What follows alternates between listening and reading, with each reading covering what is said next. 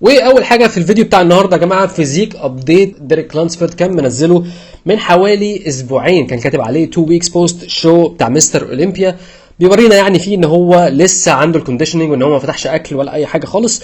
كلنا عارفين يا جماعه ان ديريك لانسفورد بطل فئه ال 212 في سنه 2021. البطل ده كان مهكر فئه ال 212، قال لك اما هكر بالمره بقى الوزن المفتوح، فقرر في سنه 2022 ان هو يدخل وزن ال 212 الوزن المفتوح انا اسف. ولما دخل الوزن المفتوح خد مركز تاني فيه، فكان منزل الفيزيك ابديت ده بيقول ان انا ايه رايكم ادخل كمان ارنولد كلاسيك في 2023 زي ما كلنا عارفين او معظمنا عارف ان الارنولد كلاسيك خلاص على الابواب في شهر 3.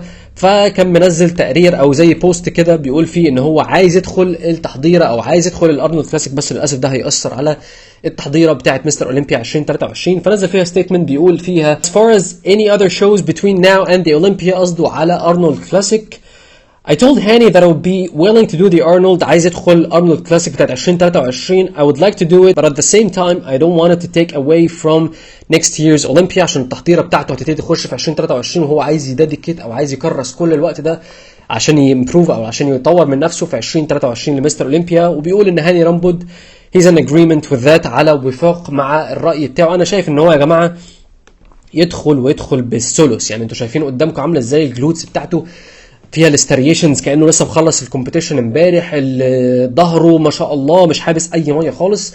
فانا في رايي الشخصي ان هو يدخل، ولو دخل على فكره هياخدها بجداره، لان اللي داخل معاه في الفئه اعتقد شون كلاريدا على فكره يا جماعه مراته ولدت تقريبا اول امبارح، جابت بنوته اسمها اميا بييرا كلاريدا زي ما انتم شايفين كده يا جماعه، كان منزلها اول امبارح.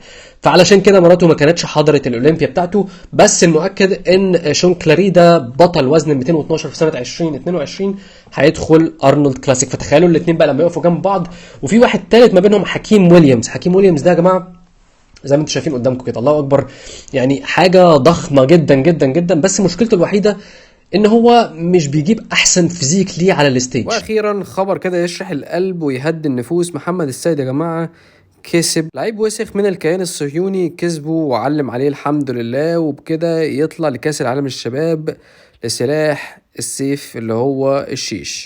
ما عنديش خلفيه بصراحه عن رياضه الشيش تماما، ابيض زي ما بنقول كده، بس المصريين الفتره دي اللهم لك الحمد رافعين راسنا في رياضات كتيره قوي، ومحمد السيد واحد منهم. ما تنسوش تشتركوا في القناه، تنزلوا تحت الفيديو تسيبوا اي كومنت ان شاء الله، لو نقطه هيفرق جدا يا جماعه مع القناه وهيفرق معايا، هتدعمني بجد بالنقطه بتاعتك دي يا سيدي، انا راضي بالنقطه ديت، بس انزل سيب نقطه تحت الفيديو. شكرا يا شباب، ان شاء الله اشوفكم الفيديوهات الجايه. وبالنسبه للتدريب الاونلاين العرض لا يزال قائم، ممكن تبعت لي رساله على الانستجرام او على الرقم موجود في البايو. اشوفكم الفيديوهات الجايه ان شاء الله. بيس.